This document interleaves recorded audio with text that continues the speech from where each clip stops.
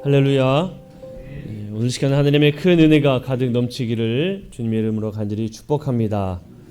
오늘은 이제 대림절 네 번째 주일입니다. 예수를 기다리는 마지막 빛인 네 번째 촛불까지 이제 다 켜졌습니다. 주님께서 여러분의 간절한 마음에 응답하시어서 임하시는 그런 놀라운 은혜가 가득하기를 주님의 이름으로 간절히 축복합니다. 우리 함께 서로 인사 나누겠습니다. 사랑하고 축복합니다. 사랑하고 축복합니다. 네, 사랑하고 축복합니다. 네, 한 번 더 인사 나누실 때에 당신의 삶에 늘 기쁨이 넘치기를 축복합니다. 인사 나눕니다. 당신의 삶에 늘 기쁨이 넘치기를 축복합니다. 네, 감사합니다. 하나님의 대사라는 책이 있습니다. 하나님의 대사. 외무부 아시아 태평양 국장, 대통령 의전 비서관, 대통령 외교안 보수 수석 비서관, 주중 대사를 거쳐서 통일부 장관까지 역임하신 상당히 많은 일들을 하셨죠.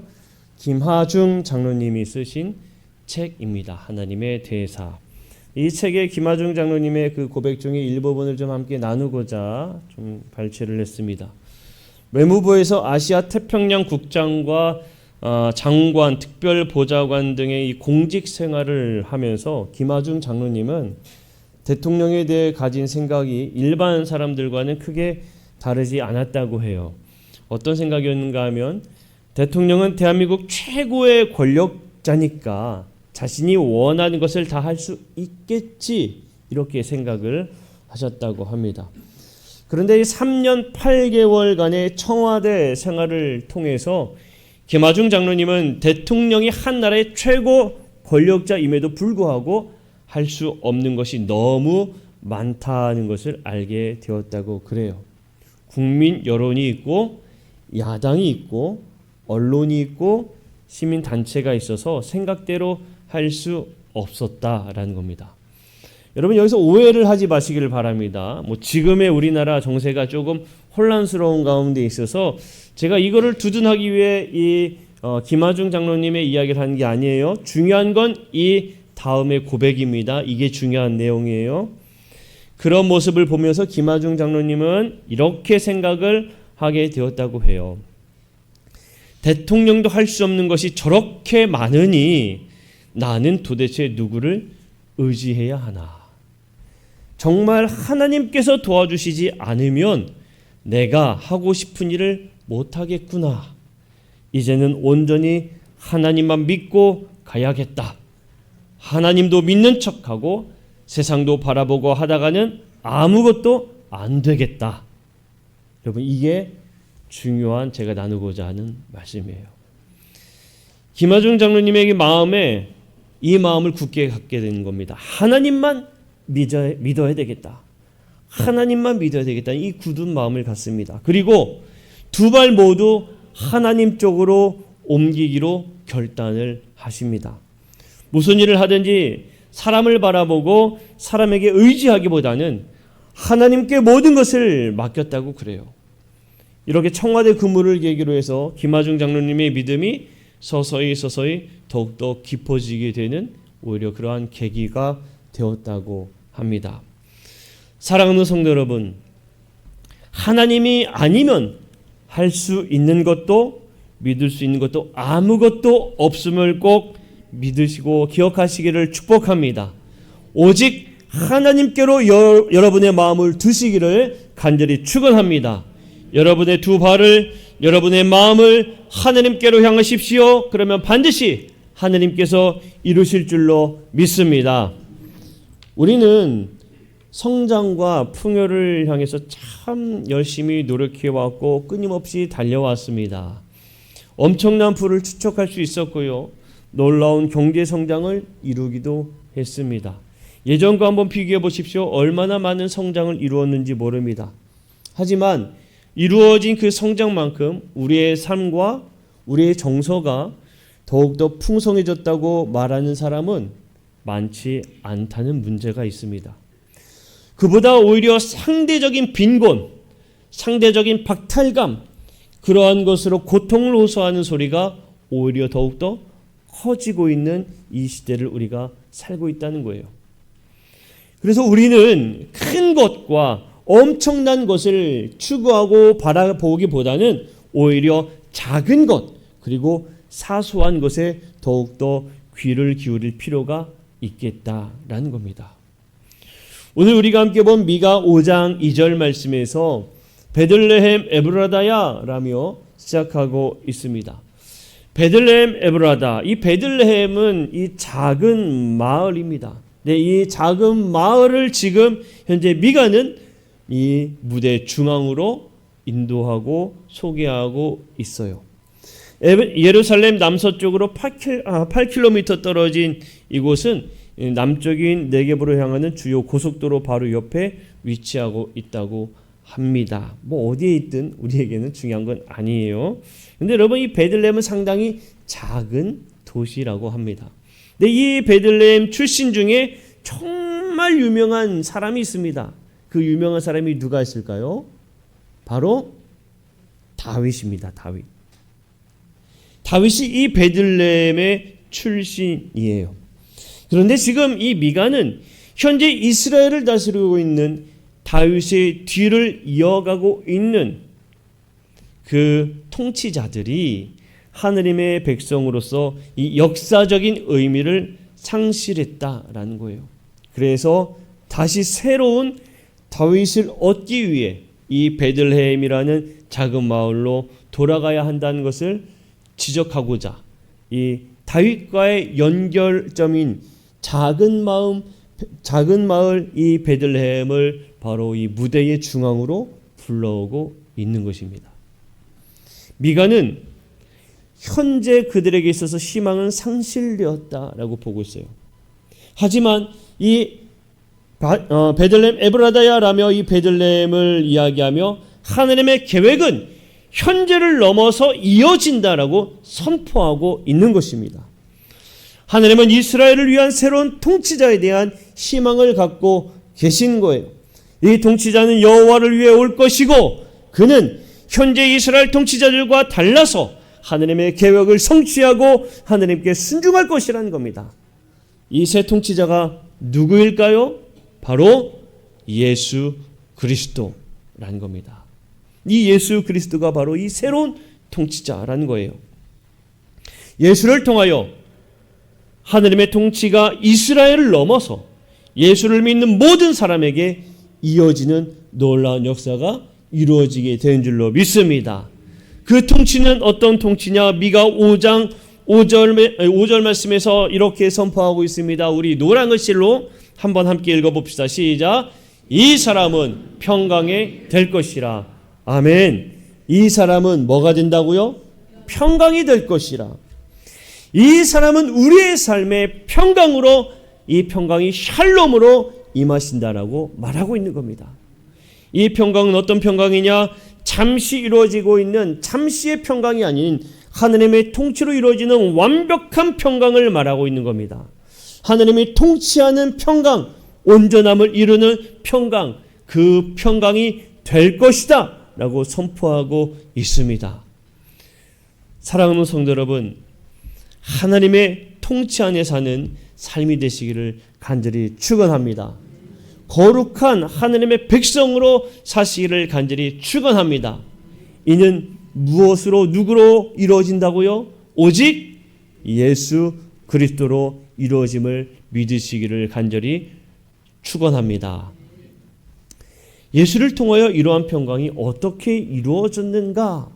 히브리서에서 이 의미를 밝혀주고 있어요.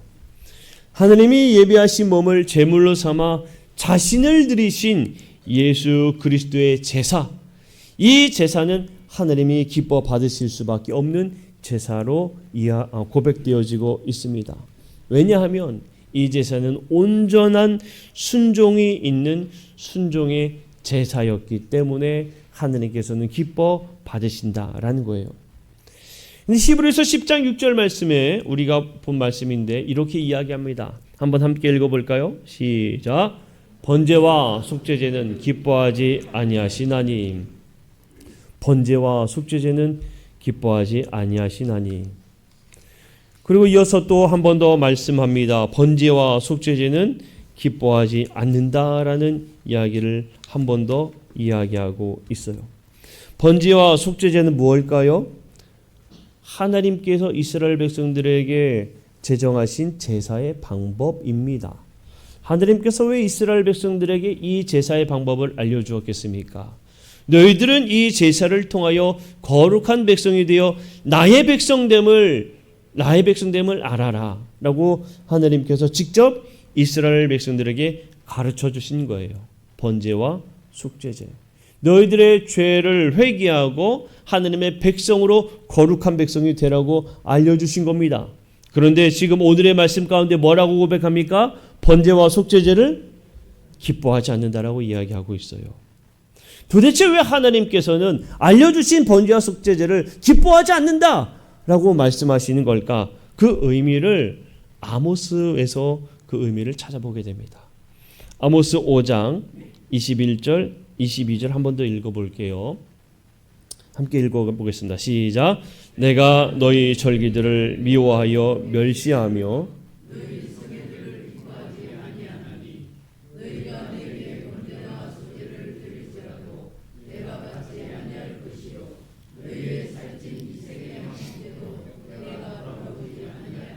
아멘. 자, 아모스에서 나오고 있는 이 고백의 말씀이 지금 우리가 조금 전에 보았던 히브리서 10장 6절의 말씀과 이어서 볼 수가 있습니다. 그러면 아모스에서의 이 말씀 어떤 의미일까요? 여러분, 사실 아모스에서 이야기한 하나님의 저 말씀은요, 상당히 두려운 말씀입니다. 무서운 말씀입니다. 쉽게 이야기하면 이거예요. 왜 얼마나 두렵고 무서운 이야기냐면 우리가 아무리 예배를 드려도 하나님이 받지 않으시겠다. 그렇게 하나님이 말씀하신다고 여러분 생각해 보십시오. 지금 우리가 여러분 예배를 하고 있는데 하나님 앞에 예배 드리고 있는데 그 예배를 하나님이 받지 않으신대요. 왜 하나님은 번제와 제사를 기뻐하지 않는다 말씀하셨는가를 보아야 돼요. 이스라엘 백성들이 하나님 앞에 제사했지만 여러분 그들은 참되게 제사하지 않았습니다. 다시 우리 표현으로 이야기하면 하나님 앞에 예배했지만 참되게 예배하지 않았다라는 거예요. 진실된 마음이 그들 안에 빠져 있었다는 겁니다. 하나님께 예물을 드려 번제와 속죄제를 드릴 때에는 하나님께 이 동물을 태워서 드렸는데 제물이 있어야 됩니다. 그런데 그 제물에는 감사와 진실됨이 빠져 있는 거예요. 대신 그 안에 무엇이 채워져 있었는가 하면 그들 마음에 아깝다, 아까운 마음 이런 것들만 있었어요. 그들은 정성을 다해서 하나님 앞에 제물을 드릴 때에 흠이 없는 것, 정결한 것으로 하나님께서 제정하신 것을 하나님 앞에 올려드려야 됐습니다. 제사를 드려야 됐다는 거예요. 그런데 이스라엘 백성들은 제사를 드릴 때 어떻게 드렸느냐? 흠이 없고 정결한 것이 아니라 흠이 있는 것, 절름발이 된 것들, 상품가치 없는 것들, 쓰다 남은 것들 이런 것들로 하나님께 드렸다는 거예요. 그리고 하나님께 간구하는 겁니다. 하나님, 우리의 예배를 받아주시고 우리에게 은혜를 부어주시고 우리의 죄를 용서하여 주옵소서. 그렇게 고백했다는 거예요. 그러니 하나님 보시기에 어떠한 마음이었겠습니까? 매우 가증스러운 거죠. 그래서 하나님께서 말씀하시는 겁니다. 내가 그들의 번제와 제사를 기뻐하지 않는다. 너희들에게는 형식만 있구나 라고 말씀하고 있는 거예요.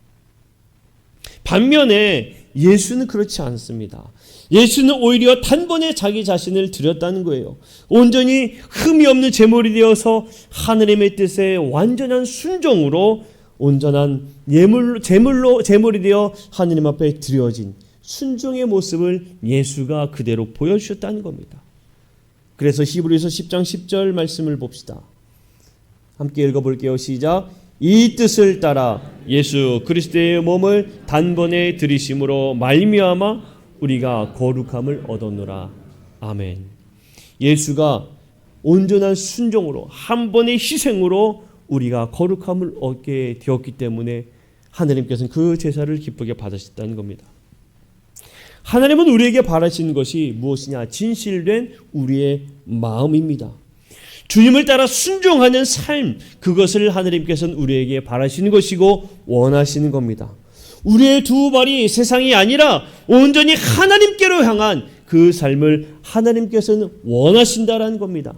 설령 비록 희생이 있다 할지라도, 희생이 따르는 순간이라 할지라도 우리는 이 두 발을 하나님께로 디디는 삶을 살아야 할 줄로 믿습니다.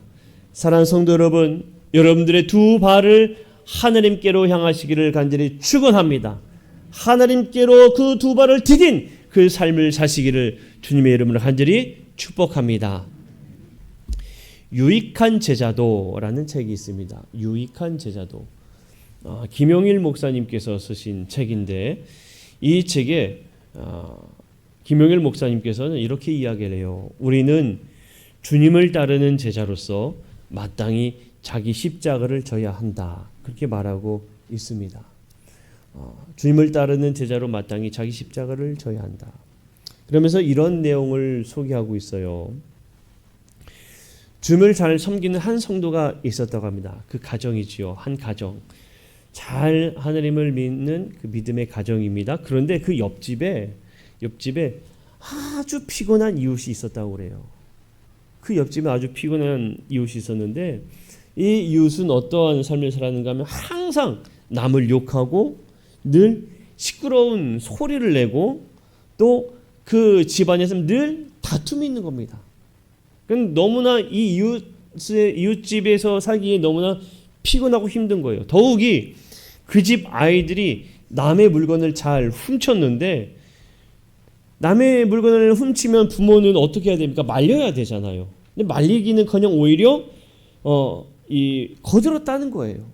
그러니까 주변 사람들에게도 매우 피곤한 그러한 존재였다는 거예요. 근데 이 성도의 가정에 집 마당에 복숭아 나무 한 그루가 있었는데, 마침 이 복숭아 나무 이 복숭아 나무의 가지가 그 이웃집 부엌 창문 쪽을 향하고 있었다고 합니다. 근데 여러 해가 지나도 이 복숭아 나무에 쓸만한 열매가 맺혀지지 않으니까 이 집에서 그 나무를 베어내고 그냥 예쁜 화단을 만들자, 이렇게 서로 가족끼리 회의를 해서 결정을 했다고 그래요. 그런데 이 사실을 어떻게 이웃집이 알고 그 믿음의 가정에게 와서 제발 그 나무를 좀 그냥 뒀으면 좋겠습니다. 베지 말고 그대로 좀 내버려 두시면 안 되겠습니까? 라고 요청하는 거예요. 왜 그런가 봤더니 그 집 지붕이 평평해서 뜨거운 여름 같은 경우에 뜨거운 태양빛이 내리쬐면 매우 덥다는 겁니다. 그런데 때마침 그 복숭아 나무의 가지가 그 위를 가려주니까 그늘이 저절로 생기는 거예요. 만약에 그 나무를 베어버리면 그 부엌이 어떻게 되겠다는 거예요? 너무나 덥다는 거죠. 그러니까 제발 그냥 좀 내버려두면 안 되겠습니까? 라고 요청하는 거죠. 자, 여러분들이 이런 상황이 있다고 하면 여러분들은 어떻게 하시겠습니까? 매번 옆에서 시끄럽고요. 매번 피해만 주고요. 좋은 이야기는 하나도 못 듣고요. 얼마나 같이 사니 옆집의 이웃집으로 피곤한지 몰라요. 그런데 여러분들, 내가 이 나무를 베어야 되는데 옆에서 베지 말아달래. 여러분들이라면 어떻게 하시겠어요? 네? 어떻게 하시겠습니까? 그동안 당한 것도 많은데 너 한번 뜨거운 맛 좀 한번 봐라. 베어내시겠습니까? 이 성도의 가정은 그 이웃집의 청을 그대로 들어줬답니다. 그러니까 그 나무를 자르지 않았다는 거죠. 악을 선으로 갚은 거예요. 그 모습을 누가 보았는가? 바로 그 믿음의 가정의 자녀가 본 거예요. 믿음의 가정의 자녀가 그 모습을 보았어요. 신기하게 그 다음 해에 그 복숭아 나무에서 유달리 상당히 달콤한 향내를 풍기는 복숭아가 주렁주렁 달렸다고 합니다. 맛있는 그 복숭아를 실컷 먹고 또 너무나 많이 열려서 이웃집에게도 나눠 주었다고 그래요. 내가 희생했다라고 생각했는데, 에이 뭐 그래 까짓것 그냥 뭐 필요 없다 해도 저 집에서 요청하니까 내버려 두자 하고 나는 희생했다 이렇게 생각했는데 오히려 더 큰 유익을 보상으로 얻게 되었던 건데, 이 열매를 맺는 게 보상이 아니었어요. 그 더 큰 보상이 무엇인지 그 다음에 이야기가 이렇습니다. 그해 겨울에 이 피곤한 이웃이 이사를 갔다고 그래요. 이유는 몰라요. 갑자기 이사를 갔는데 이상하게도 그 다음에 이 복숭아 나무가 완전히 말라 죽었다는 거예요. 그러니까 어쩔 수 없이 베야 되는 상황이 온 거죠. 근데 이 일을 보면서 그 성도의 가정에 있던 아이가 너무나 귀한 교훈을 얻은 거예요. 직접 눈으로 보았고 경험하면서 이 아이는 이루 말할 수 없는 그 가치를 몸소 배우게 되었다는 겁니다. 희생의 씨앗은 아름다운 열매를 맺는구나.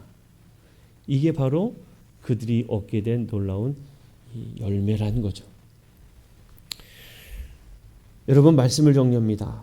사랑하는 성도 여러분, 베들레헴 에브라다야, 하나님께서 일하실 때엔 오히려 큰 곳이 아닌 작은 곳을 통하여 일하십니다. 대한민국 최남단의 남해군, 그곳에서 물건 마을에 있는 우리 물건리 교회를 통하여 하나님께서 새 일을 이루실 줄로 믿습니다.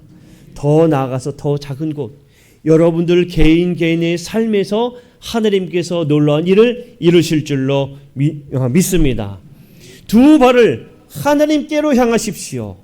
그리하여 하나님의 통치를 받으시기를 간절히 축원합니다. 오직 예수 그리스도를 믿어 주님의 모습을 따라 사는 그 삶을 사시기를 간절히 축원합니다. 작은 희생이 있다 할지라도 하나님의 통치를 경험하여 하나님께서 주시는 그 평강을 누리는 놀라운 삶이 여러분들을 기다리고 있을 것입니다. 그 믿음으로 한 주간 동안 살아갈 때에 나는 두 발을 하나님께로 향하였기에 나는 주님의 통치를 받는다 라고 고백하며 믿음으로 사시기를 주님의 이름으로 간절히 축복합니다. 오늘 이 시간 우리 함께 이 말씀을 기억하며 나의 힘이 되신 여호와여 함께 찬양하고 결단하며 기도하는 시간을 갖도록 하겠습니다.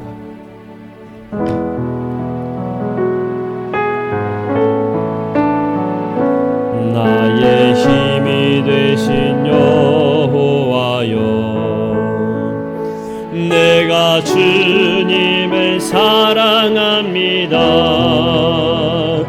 주는 나의 반석이시며 나의 요새시라. 주는 나를 건지시는 나의 주, 나의 하나님, 나의 피할 바위시요 나의 방패시라. 나의 하나님, 나의 하나님,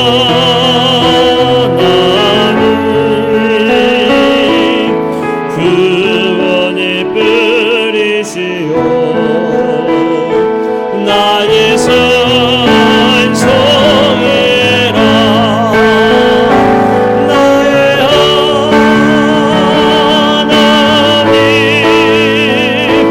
나의 하나님, 그는 나의 여호와, 나의 구세주, 나의 생명이신 여호와여, 내가 주님을 찬양합니다. 주는 나의 사랑이시며 주는 나의 사랑이시며 나의 의지시라. 주는 나를 이끄시오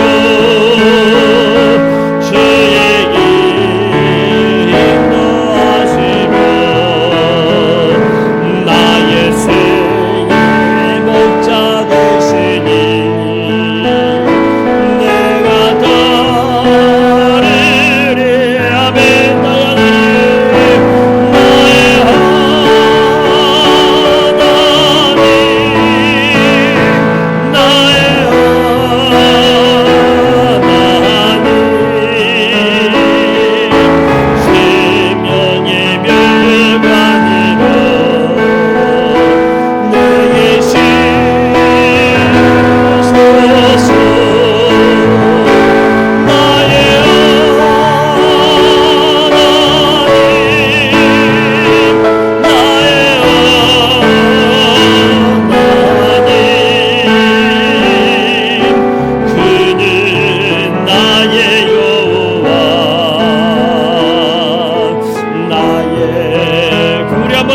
고백합시다.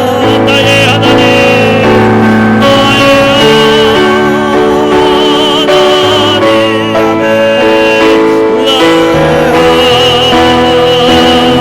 나의 생명의 멸관으로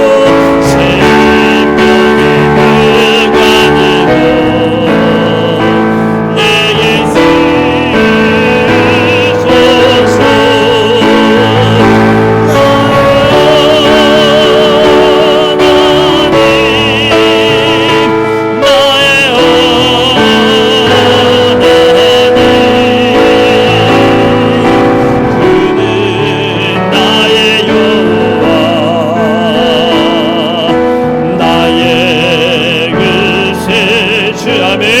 이 시간 말씀을 기억하며 함께 기도할 때에 하나님, 우리의 마음을, 우리의 두 발을 하나님께로 향하여 온전히 하나님을 믿는 삶을 살기를 원합니다.